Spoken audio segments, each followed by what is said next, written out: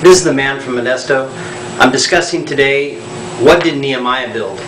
Now, Nehemiah certainly was the man chosen by God to direct the reconstruction of the stone wall surrounding Jerusalem, which protected the citizens from the arrows from any enemy which might arrive on the outside. However, if you look at chapter 13, and also there are a few places in the first 12 chapters where you see that Nehemiah is really restoring something else. So there's a dual work taking place. There's work in the physical, and he is mirroring this, he is paralleling it with a work in the spiritual. Now, primarily the physical work is done first when you look at the story, and then the spiritual element is brought in second. Now, here's what Nehemiah did. I'm going to try to include this over here. I'm going to paste in as much as I can in the comments section. Anything that I can't fit in, sorry. you can send me a letter and I'll send you all my notes if you like. Personal mail. Okay, number one, he made an assessment. He evaluated the state of affairs. Number two, he goes to the priests and officials and he presents his idea and his plan for correction. So he's not just complaining, he's coming with an idea for resolution.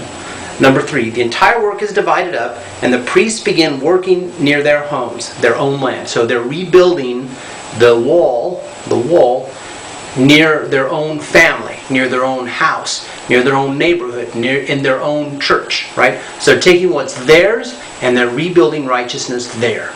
This could be your workplace as well. 4, the priests from the surrounding region come in to help. What does this mean? This is about helping each other. So other people come in to help rebuild the wall. Now they're also going to benefit from that, but they also come in to help. Because where are they going to flee when war comes from the surrounding regions? They're going to come into the walled city of Jerusalem. Okay, number 5. Enemies begin to mock the workers and to mock Nehemiah. 6. Enemies come together to plot against the workers. So those people who are doing the work, people begin to plot to come against them. Number 7. The workers begin to pray and to guard themselves day and night. Okay, so listen. This video really is about encouraging each person to go out and rebuild righteousness in their own life, and also in their family, and also in their church, and also in their neighborhood, and also in their workplace, in your profession, in your nation. Whatever degree of success you have, when you are truly successful, God will promote you, whoever you might be. I don't know who you might be. You might be someone in Kansas, or Nebraska, or Sweden, in Uppsala. I don't know. But you can go and take up this task to rebuild righteousness in all your daily and weekly environs. And having had great success, God will then entrust you with a higher level. So, you could also be rebuilding for a nation, as Nehemiah did. Okay, and next what happens is the workers begin to tire and complain of fatigue. 9, warnings come of an attack from the enemy. Today we get prophecies warning about the plans of the enemy to come against us. But remember, God warns us. He always warns us through the prophets. Next, Nehemiah encourages the workers. So he comes out and encourages them. We are commanded to encourage each other. And I'm encouraging you to go out and do this work. You are able, with the help of the Lord, to do all things. Okay, half of these people are working. Today that means evangelizing, getting the word out. Go door to door in pairs. Get a friend and go door to door. And half are guarding. This means fasting and praying, prostrating ourselves before the Lord.